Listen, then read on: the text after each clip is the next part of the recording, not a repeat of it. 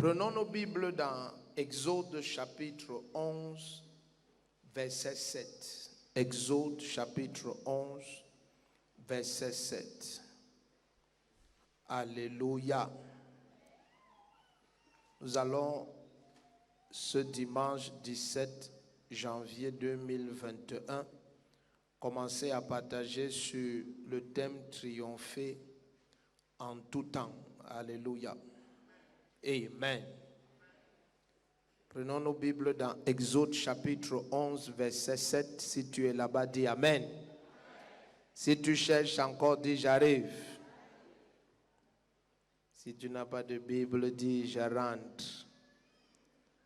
Si tu peux voir une salle, tu vois les gens, tu penses que c'est le foyer Bansoir. Amen. Et tu entres, c'est dedans que tu découvres que c'est l'église ici. Et tu n'as pas de Bible. Exode chapitre 11, verset 7. Triompher en tout temps. Amen. Lorsque Adam, le premier Adam a été créé, en fait, quand on dit le premier Adam, c'est comme pour dire le premier homme. Amen. Lorsque le premier Adam a été créé, Dieu montrait déjà que sa pensée s'est donnée à l'homme la suprématie sur toute la création. Amen. Il a dit, afin que tu domines sur tous les oiseaux et tous les animaux et tous les poissons. Amen. Donc, c'était déjà révélateur de la pensée de Dieu. Alléluia. Mais il n'avait pas donné au premier Adam la domination sur les esprits.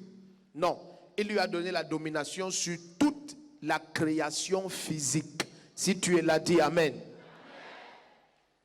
Mais le péché est venu et entre-temps, les créatures physiques comme le moustique ont commencé à donner le palu. Amen. Donc ce n'est pas la pensée de Dieu que tu sois dominé par quoi que ce soit.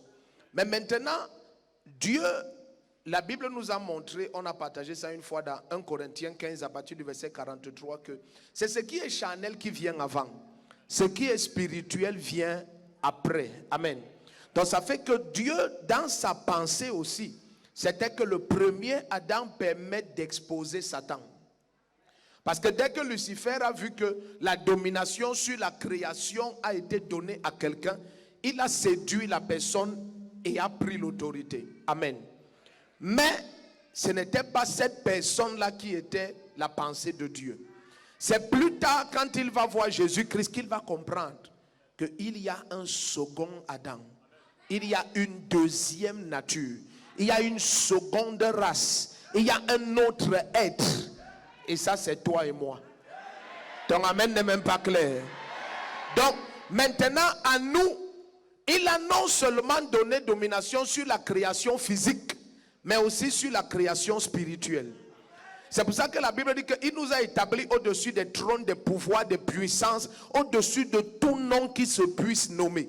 Quand on parle de nom ici, ça veut dire autorité spirituelle. La Bible dit que c'est pourquoi Jésus a reçu le nom qui est au-dessus de tout nom. Le nom là-bas, ce n'est pas l'appellation Jésus.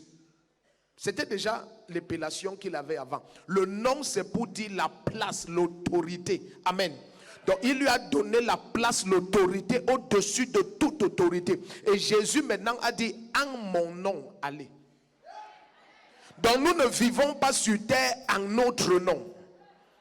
Et donc, nous vivons sur terre fonctionnant avec tout pouvoir dans les cieux et sur la terre. Ça veut dire sur les êtres invisibles et sur les êtres visibles. Le premier qui dit Amen a commencé à comprendre.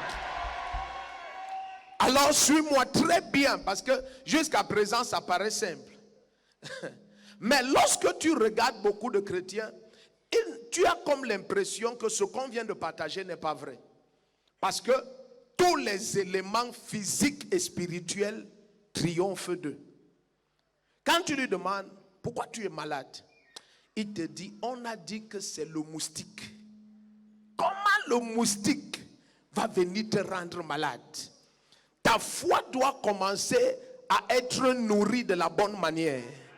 Ton amen ne me plaît pas. J'ai dit ta foi doit commencer à être nourrie de la meilleure manière. Si j'étais à ta place, mon amen allait montrer que je comprends. Écoute bien aimé, je vais te choquer. En Christ, nous n'avons pas seulement contrôle sur les êtres physiques et spirituels, nous avons contrôle sur les événements. Allons dans Exode 11, verset 7. Ah, ce dimanche est dangereux. Je te dis, c'est dangereux. Tu ne peux pas être intact après ce dimanche est dangereux. Exode 11, verset 7. Si tu me suis correctement, dis un amen comme le tonnerre. Alléluia. Donc Dieu veut qu'il y ait une différence totale entre nous qui sommes en Christ et le monde. Voilà pourquoi il va aller jusqu'à dire tout ce que nous connaissons depuis l'Ancien Testament. Quand 1000 vont tomber à ton côté, 10 000 à ta droite, rien ne va t'atteindre. Jésus va aller jusqu'à dire que voici les signes qui accompagneront ceux qui auront cru. Quand nous sommes dans Marc 16 à partir des versets 16 à 18, et les signes là sont des signes extrêmement distinguants, même en français, entre la race humaine et la race divine. Parce qu'il dit que s'ils prennent un breuvage mortel, c'est mortel pour qui? Pour la race humaine. Il dit, mais eux, s'ils prennent un breuvage mortel, ça ne leur fera aucun mal. À partir de ce matin, ce qui détruit les autres, ça te laisse intact. Écoute, il faut que ta foi accepte. Regardez ce que je partage. Suivez ce que je partage. C'est la maternelle de la compréhension chrétienne.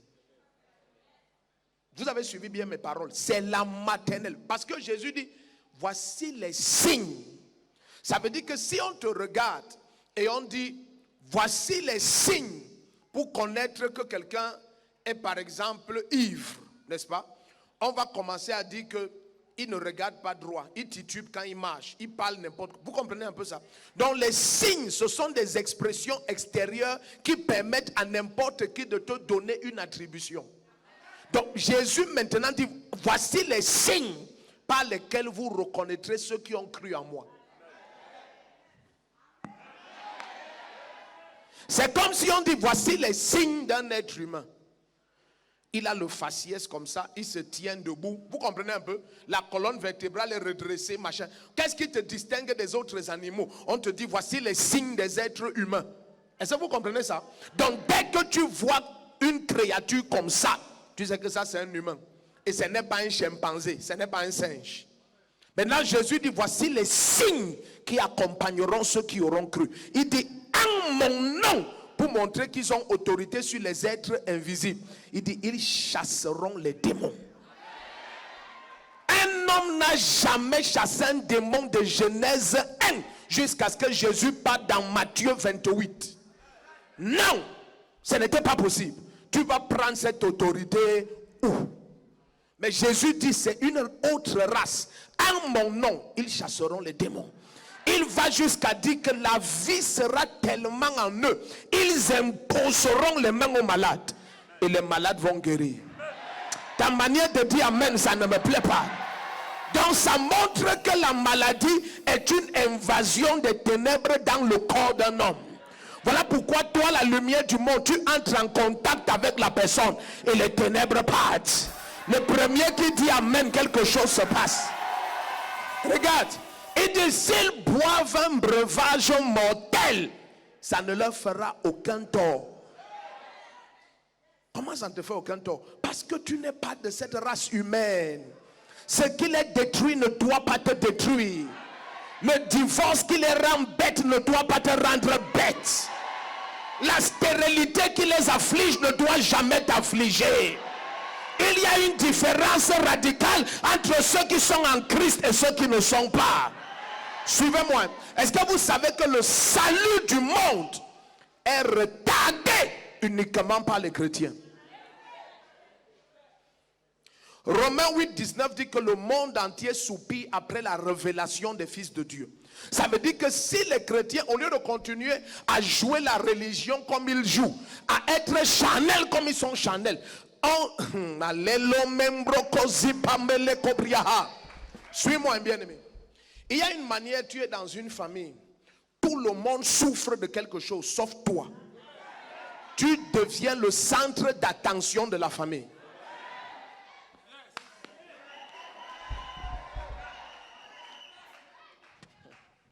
Écoute, amener ta famille à Jésus, c'est 1 million de fois plus facile que tu ne penses.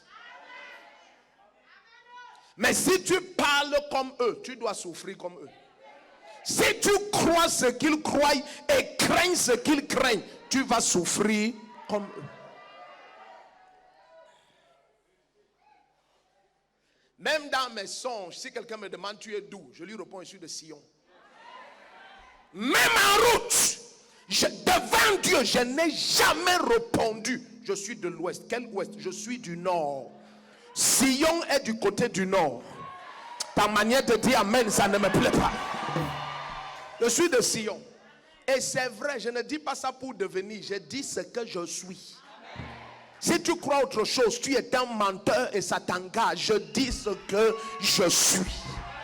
Un homme et une femme se sont rencontrés et le corps s'y est venu sur terre. Ce n'est pas mon identité. Moi, je sors de la présence de Dieu. J'existe avant la fondation des temps. Ce qui détruit le monde ne peut pas m'arrêter. Ce qui bloque les humains ne peut pas me ralentir. Le premier qui se lève et dit ah, quelque chose se passe. Assieds-toi. Il y a une mentalité que les chrétiens doivent cesser de porter et commencer à voir comme Dieu, penser comme Dieu. Écoute bien aimé, jusqu'à ce que ta foi accepte la parole, ta vie n'aura aucune différence avec les mondains. Aucune. Ce qui les renverse, ça va te renverser. Ce qui les détruit, ça va te détruire. Pourquoi? Parce que tu penses comme eux, vois comme eux, parles comme eux. Tu dois finir comme eux. Les gens sont calmes. Quelqu'un vient dire oh il y a une plainte contre toi, ça disparaît.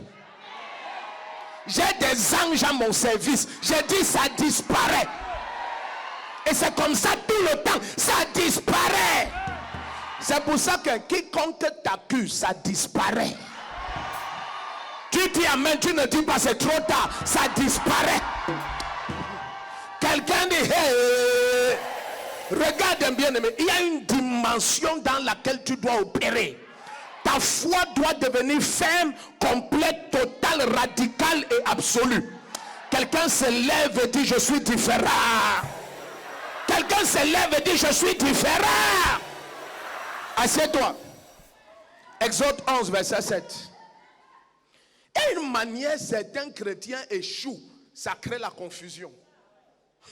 Tu dis mais souvent tu entends les mondains dire que mais tu pries non. En fait, ce qu'ils ont envie de te dire, c'est que tu es un enfant de Dieu, non. Mais comme ils ne connaissent pas le terme enfant de Dieu, parce que enfant de Dieu veut dire être égal à Dieu. Oh. Dans Jean chapitre 5, à partir du verset 14, la Bible dit qu'on voulait lapider Jésus parce qu'il disait qu'il est enfant de Dieu et se faisait ainsi égal à Dieu. Aujourd'hui, quand les chrétiens disent que je suis un enfant de Dieu, c'est pour dire que je suis membre d'une église. Ça ne veut pas dire qu'il est égal à Dieu. C'est je suis un enfant de Dieu. Tu es un enfant de Dieu, oui. Toi aussi, oui, nous sommes des enfantés de Dieu. En train d'échouer comme les humains. Il dit, vous tombez comme des princes quelconques et échouez comme les humains parce que vous n'avez ni connaissance ni intelligence. Somme 82, verset 5 et 6. À partir de ce matin, là où les hommes tombent, tu restes debout. Pas parce qu'il y a quelque chose sous toi, il n'y aura rien. Mais tu es différent. Quand il tombe, tu restes debout. Quand il s'assied, tu restes debout. Quand ils sont renversés, tu restes debout. Les flèches qui t'atteignaient hier, ça ne t'atteindra plus jamais. Regarde, suis-moi bien aimé. Suis-moi. Cessez de réfléchir comme les hommes. Regarde ton voisin dans les yeux, dis-lui je ne suis pas de ta race. Dis-lui, je suis de la race de Dieu. I'm from God. Dis-lui, je viens de Dieu. J'existe en Dieu, par Dieu et pour Dieu. Si tu comprends ça, lève-toi, dis un amen dangereux comme le tonnerre. Tu es ici où tu veux rentrer. Alléluia. Exode 11, verset 7. Si on lit, on a lu. Si on ne lit pas, on a ouvert la Bible. La Bible dit mais. Quelqu'un dit mais chez les Israélites, pas même un chien n'aboiera, ni contre un homme, ni contre une bête, afin que vous reconnaissiez la différence que Dieu fait entre l'Égypte et l'Israël. Souligne afin que tu reconnaisses la différence que Dieu fait entre l'Égypte et Israël. Donc il doit avoir une différence. À partir de ce matin, on va regarder tout ce qui te concerne. Il y aura une différence. Ta démarche, il y aura une différence. Ton regard, il y aura une différence. Ton langage, il y aura une différence. Tes actions, il y aura une différence. Ta pensée, il y aura une différence. Tes résultats, il y aura une différence. Suis-moi, bien-aimé. Rien n'apporte la conversion rapide comme la distinction dans les épreuves. Quand tu es dans une famille où tout le monde échoue et tu deviens un oasis de succès dans un désert d'échecs, tu attires l'attention pour Jésus-Christ. Les gens ne comprennent pas. Prêcher l'évangile aux gens qui ont les mêmes problèmes que toi, c'est leur convaincre que tu es une idole. Les amens sont partis. Tu vas venir dire à quelqu'un que vraiment mon Dieu peut te guérir. Tu es malade de la même maladie que lui. Le bon sens primaire, c'est de te demander que pourquoi il ne t'a pas déjà guéri. Ah, personne ne veut dire amen maintenant. Les amen commencent à disparaître. Mais quand tu es dans une famille où il y a 14 personnes qui sont SS et toi tu es AA. Pourtant tu es né comme eux. Hein. Les gens ne comprennent pas.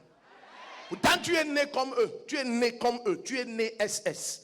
Mais maintenant, depuis que tu as reçu ce Jésus-Christ, tu es parti refaire tes tests et tu es AA. Tous les symptômes que tu avais, ça a disparu. Tu prends du poids. Tu deviens de plus en plus fort. Tu vois, tout le monde dans ta famille, tu ne vas pas les prêcher. Ils vont venir s'asseoir et te demander, s'il te plaît, le problème c'est qu'il y a dans la famille. Pourquoi toi tu n'as plus?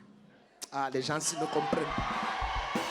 Pourquoi? Écoute, est-ce que je peux dire quelque chose?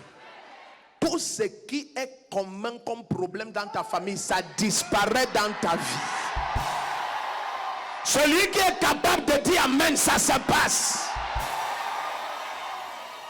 Ils n'ont pas compris. Je dis, tout trait de problème commun dans ta famille, dans ta vie ce matin, ça disparaît au nom de Jésus-Christ. Le premier qui se lève et dit amen, sa vie change. Écoute, la facilité avec laquelle Pharaon a laissé partir Israël, c'est parce qu'on lui a dit que tous les morts qu'il y a ici en Égypte, il n'y a même pas un cadavre à Goshen. Là où les Juifs étaient, le lendemain matin, on est venu dire à Pharaon, Pharaon, comme on pleure dans tout l'Égypte, et il y a un endroit en Égypte aussi où on ne pleure pas. Comme on pleure dans toute ta famille, tu deviens l'endroit où il n'y a pas les larmes. Le premier qui se lève et dit amen, quelque chose se passe. Quelque chose se passe. Regarde. Goshen, c'était aussi en Égypte. Ouais, les gens ne comprennent pas. J'ai dit, toi aussi, tu es dans la famille là. Où on te dit que dans cette famille, tout le monde a l'hépatite. Et même toi, tu avais l'hépatite. Maintenant que tu as reçu Jésus-Christ, et l'esprit qui a ressuscité Jésus d'entre les morts est entré en toi et a donné la vie à ton corps. Le premier qui dit amen, il devient comme Goshen. On vient dire à Pharaon que Pharaon, Les gens ici doivent partir. La Bible dit que l'Égypte bousculait Israël. Sortez et partez. Vous savez le problème? C'est qu'ils regardaient Israël. Ils disent c'est pas normal. Toutes les maisons avaient le deuil. Soit d'un animal, soit d'un enfant. Mais à Goshen, il n'y avait rien. La Bible dit que là-bas, le chien n'aboyait même pas contre quelqu'un. C'est-à-dire, pendant que tout l'Égypte pleurait et criait, quand tu entrais à Goshen, tu dis, attends, est-ce que les gens ici sont avec nous? Ils ont dit, sortez, partez, sortez très vite. Ils ont compris, sortez. Écoute, maintenant on va te regarder, on saura que tu n'es pas d'ici. Le premier qui dit amen, ça se passe.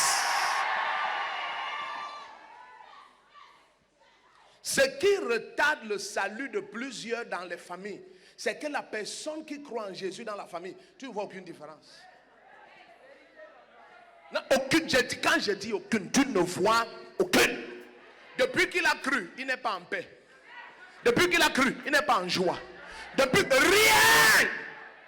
Maintenant, tu espères que ta famille vienne aussi se joindre à toi pour être confus comme toi. La seule chose qui s'est passée quand tu as cru entre les mains d'un marabout masqué en pasteur. Il t'a dit que non, ton problème c'est ton nom. Maintenant, tu ne t'appelles plus Dorian. Tu t'appelles Dolly la gloire. Dolly Shekina. Appelle-toi Jésus-Christ. Ça, c'est l'idiotie quand la foi échoue de façon fainéantique. À partir de ce matin, quiconque te regarde va voir la différence. Le premier qui se lève et dit amen, ça passe. Écoute, celle qui a engendré Jésus s'appelle amertume. Marie veut dire Mara, ça veut dire amertume. Ça n'a pas empêché que son destin s'accomplisse. C'est quand un pasteur fait échec dans la foi qu'il a des raisonnements logiques, humains, psychologiques et psychiatriques sur des problèmes spirituels. Quand quelque chose est spirituel, ça se résout spirituellement.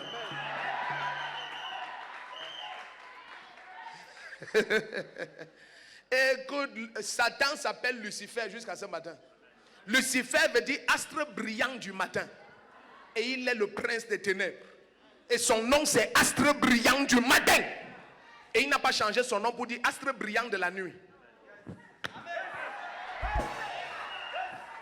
Est-ce que quelqu'un comprend ce que je suis en train de dire? C'est quand ta foi échoue que tu cherches des raisons idiotes. Quelqu'un se lève et dit avec ce nom, j'écrase Satan. Parce que dans tous les cas, c'est nous qui allons vaincre, qui allons recevoir un nom nouveau qui est marqué sur une plaie blanche. Le premier qui dit amen, sa vie change. Je déclare, tu deviens une exemption dans ta famille. Écoute bien aimé, ce qui oppresse les autres, tu n'entendras jamais parler de ça.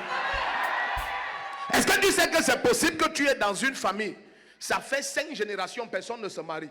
Et toi qui es en crise depuis 20 ans, et on te combattait, on découvre que dans la famille, tu es la seule qui est mariée. Tes enfants sont les seuls qui sont mariés.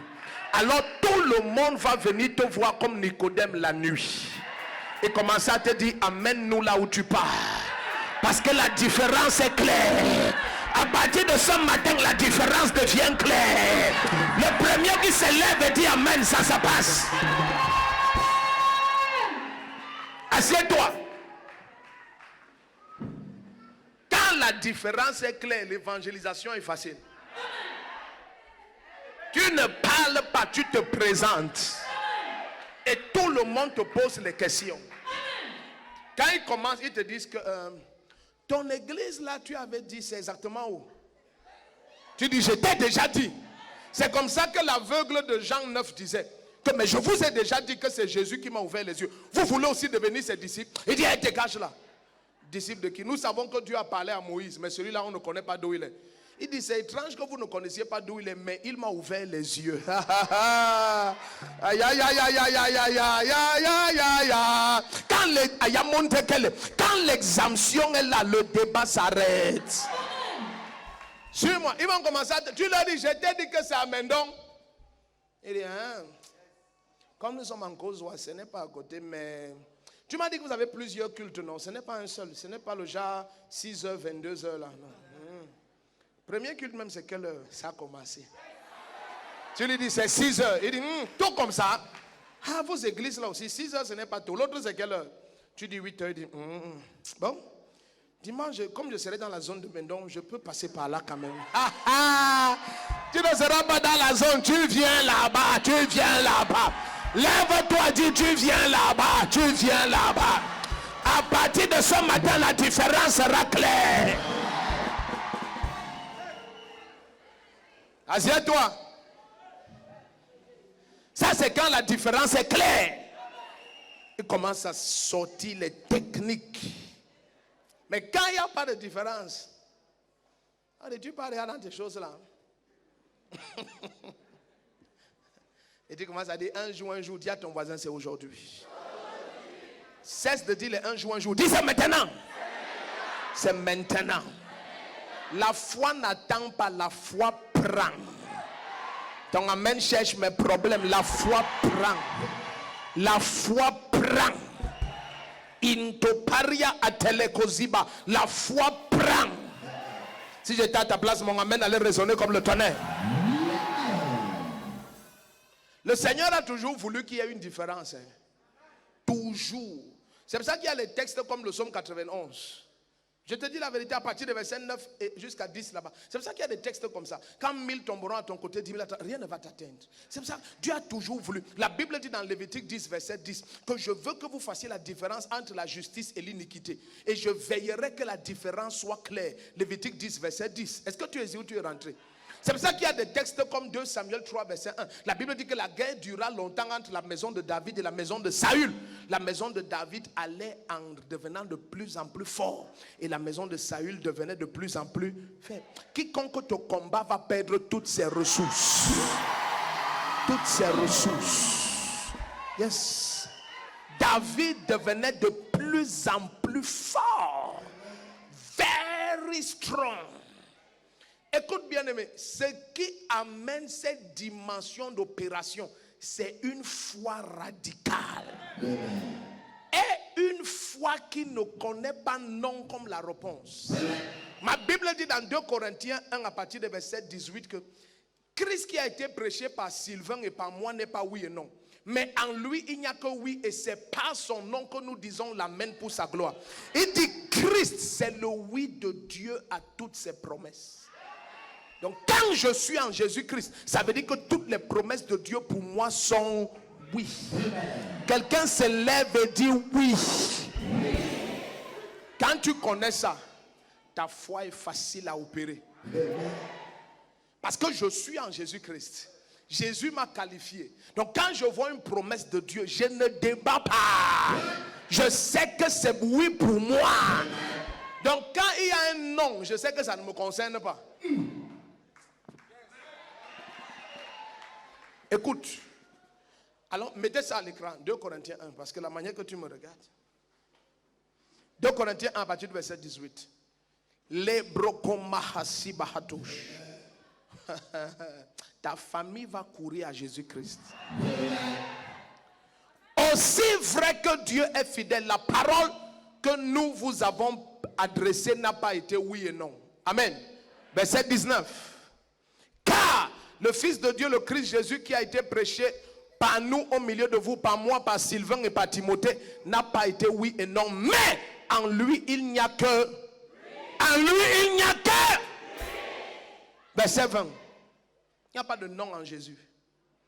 Toutes les promesses de Dieu sont ce oui en lui. C'est donc aussi par lui que nous disons à Dieu l'amen pour ça. Quelqu'un se lève et dit maintenant un amen comme le tonnerre. En Jésus-Christ, toutes les promesses de Dieu sont oui. Dis ça fort, dis ça violemment. Quelqu'un dit oui. Est-ce que tu es ici où tu veux rentrer? Ne t'assois pas, tu dis je ne sais pas. J'ai pris pour savoir si Dieu veut me guérir. Quelqu'un dit oui, il veut. J'ai pris pour savoir si Dieu veut que je réussisse. Dis oui. J'ai pris pour savoir si Dieu veut que dis oui. Lève-toi, dis oui.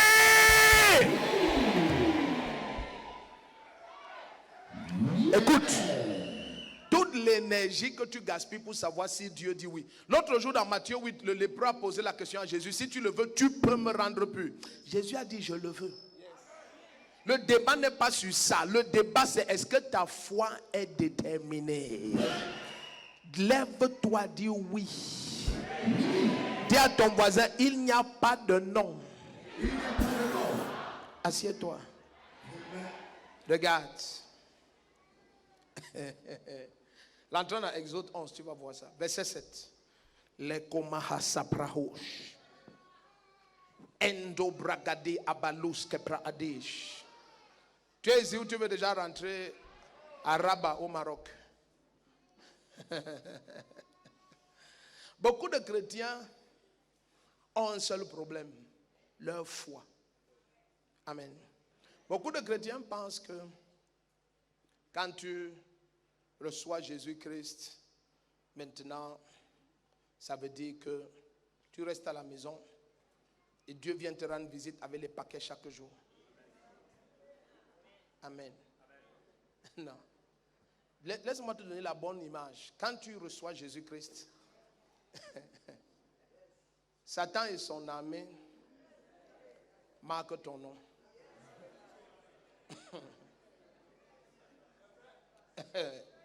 Jusqu'où est vraie la foi que tu dis que tu as reçue là? Parce que c'est quand Dieu déclare Jésus son fils de façon ouverte que Satan vient et dit: si tu es fils de Dieu, toi et moi ici au désert on saura. Tu n'es pas dans cette salle.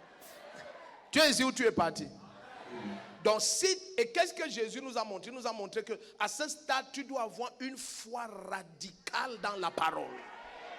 Parce qu'à ce moment-là, Jésus a faim. Il ne faisait pas semblant. Il avait un corps de chair. Mais il dit: l'homme ne vivra pas de pain seulement. C'est un homme affamé qui dit ça. Affamé veut dire dans le besoin. Certains chrétiens, c'est là où leur foi échoue. Parce que dès qu'il est dans le besoin, si ça ne se manifeste pas là et il y a opposition, oh vraiment, voilà. Jésus-Christ, c'est le chemin. Il nous montre que c'est chaque fois que le ciel t'adopte que l'enfer est provoqué. Satan vient et il dit: si tu es... Donc il a écouté quand Dieu a dit.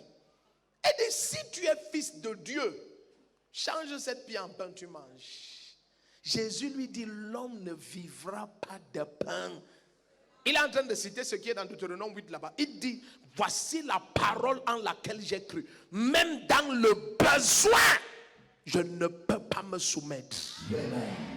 Écoute, ce n'est pas parce que tu as prié hier et puis ton corps continue à être malade. Ce n'est pas pour ça que Dieu a failli. Non, c'est ton corps qui continue à être malade. Ta guérison est acquise. Donc, ta foi doit continuer à appeler réelles les choses que tu ne vois pas. Le premier qui comprend dit un amen comme le tonnerre. Suis-moi. Mais si ta foi n'appelle réel que les choses que tu vois, c'est que ta foi n'est pas réelle. Parce que la simple définition de la foi, la meilleure, c'est ce qui est dans la parole. Hébreux 11, verset 1 là. Elle dit: la foi, c'est l'assurance des choses qu'on espère. Donc tu espères, mais tu es assuré. Pourquoi tu es assuré? Parce que toutes les promesses de Dieu en Jésus-Christ sont oui. C'est ça notre assurance. Écoute. Quelle est l'assurance que tu as un terrain à Maroua? Tu n'es jamais allé à Maroua. Parce que quelqu'un t'a donné un titre foncier de Maroua. En ton nom. Est-ce que tu as le terrain sur ta tête? Est-ce que tu as le terrain à côté de toi? Mais le titre foncier est l'assurance que tu as un terrain à Maroua. Donc la parole de Dieu est l'assurance que ce que ta foi a pris, c'est réel. Le premier qui se lève et dit amen, il a compris. Suis-moi. Si ta foi n'appelle réel que ce que tes sens perçoivent, la Bible dit que tu n'as plus besoin de la foi. Parce que ce qu'on voit, on n'a plus besoin de croire. Quelqu'un est dans cette salle? Où je prêche à ceux qui sont en Europe, en Amérique, en Afrique, au Cameroun, partout, hors de la région du centre. Amen. La foi n'est réelle que lorsque tu es parvenu à comprendre que je ne regarde pas aux choses visibles. Oh non, vraiment, est-ce que tu sais que les choses s'empirent? Non, rien ne s'empire. Ma Bible dit que face à la promesse de Dieu, il ne douta point par incrédulité. Abraham, Romains 4 à partir du verset 18. La Bible dit qu'il ne considéra pas le sein de Sarah déjà atteint par la mort. Sarah ne faisait que vieillir et lui ne faisait que rendre gloire à Dieu. Ah, il y a quelqu'un ici qui ne comprend pas. Sarah ne rajeunissait pas. Sarah ne faisait que vieillir. Et la Bible dit que face à la promesse, il ne douta point par incrédulité. Mais fortifié par la foi, il rendit grâce à Dieu. S'il rendait grâce à Dieu, ça veut dire qu'il avait des raisons de rendre grâce. Donc il parvenait à trouver des raisons de rendre grâce. Il regardait Sarah chaque matin et il dit, waouh, cette femme est là. Ça veut dire que ce que Dieu a dit, c'est manifeste. Et il dit, Seigneur, je te bénis parce que ta parole n'échoue pas. Voici que nous passons par les épreuves, on ne meurt pas parce que ta parole s'accomplit. Et il rendait grâce à Dieu continuellement. Le premier qui dit Amen est différencié. Exode 11, verset 4.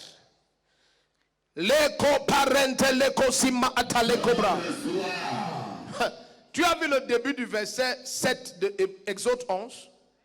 Ça commence par quoi? Mais. Mais c'est pour dire que quelque chose de contraire est au verset précédent. Hein? Si on commence par mais, c'est pour dire qu'il y a quelque chose de contraire qui précède. Donc si on lit le verset 6, allons au verset 6, tu vas voir ce qui précède. C'est écrit là-bas qu'en Égypte, il y avait de grands cris dans toutes les maisons. Et tout donc on dit mais à Goshem. À Goshem. Dans ta vie, il n'y aura plus aucune ressemblance avec les souffrances de ta famille. La Bible dit que il y aura de grands cris dans tout le pays d'Égypte tel qu'il n'y en a jamais eu et qu'il n'y en aura jamais. Ils n'ont pas compris. La force de l'éclat d'une lumière est claire au milieu de l'ampleur des ténèbres. Plus noire devient la nuit, plus éclatante devient la lumière. Jésus m'a dit l'autre jour, tu es la lumière du monde. Est-ce qu'il y a une lumière dans cette salle? Est-ce qu'il y a quelqu'un comme ça? Regarde maintenant le verset 7. On dit, il y aura des cris de détresse comme il n'y en a jamais eu et comme il n'y en aura jamais.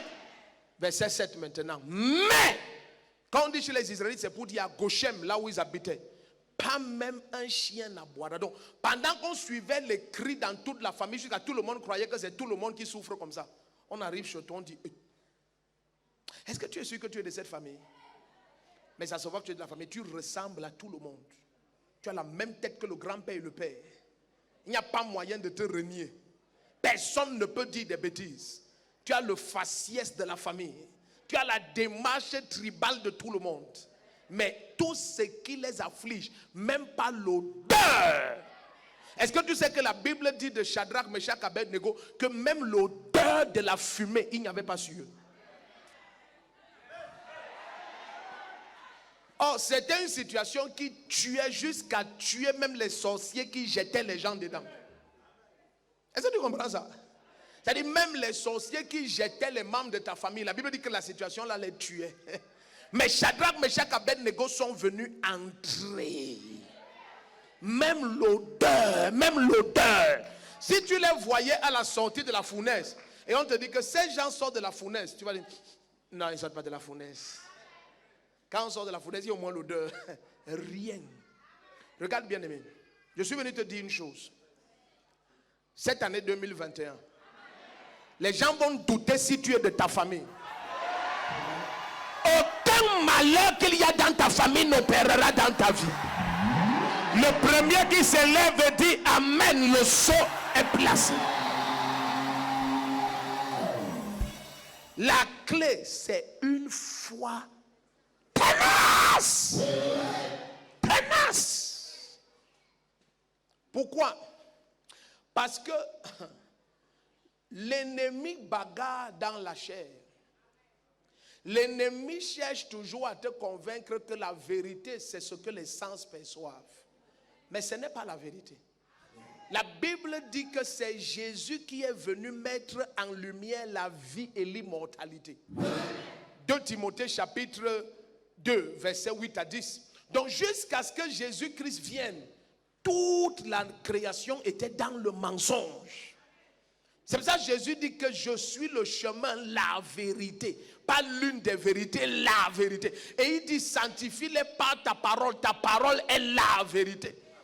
Qu'est-ce que les 10 espions disaient quand ils sont rentrés dans le livre de Nombre 14? Ils ont dit que ce que Moïse dit est vrai. Le pays là, il y a le lait et le miel en abondance. Ils disent mais. Quelqu'un dit il n'y a pas de mais. Voilà. Ils disent mais. Il y a les géants là-bas de la race des fils d'Anak. Nous ne pouvons pas les vaincre. Vous les avez déjà combattus avant pour savoir que vous ne pouvez pas les vaincre. C'est ça la panique. Nous ne pouvons pas les vaincre. Pourquoi on ne veut pas les vaincre? Il dit non, non, non. Ce sont les géants de la race des fils d'Anak. On n'a jamais vu des gens. Nous étions comme des criquets à leurs yeux. Et c'est bien ce que nous étions. Et puis la Bible dit Caleb et Josué se sont levés. Ils ont dit taisez-vous. L'Éternel nous a donné le Cameroun. Si tu as passé ta vie à échouer, ça ne veut pas dire que l'échec c'est l'emblème national. Ta manière de dire amen, ça m'énerve. Et ce genre de serviteurs de Dieu veulent décourager la jeune génération. Il leur dit que non, vous savez, même moi j'étais zélé comme toi. Tu n'étais pas zélé comme moi. Non, tu étais zélé en public, vivant dans le péché en secret. Le vrai zèle, c'est le zèle en secret. C'est l'overflow que tu vois en public. Quelqu'un se lève et dit le vrai zèle, c'est en secret. Écoute, de quelque manière que tu couvres une plaie, l'odeur va sortir.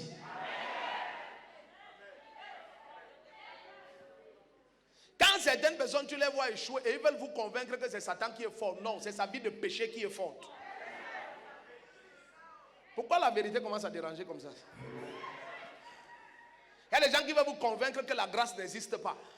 Bien aimé, si la grâce n'existe pas, je viens de la créer, ça s'appelle Nephorodric. Le premier qui dit amen, ça descend sur ta vie. La grâce existe. Ça opère vrai. Ça distingue et ça élève. Quelqu'un se lève et dit assieds-toi. La différence va devenir claire.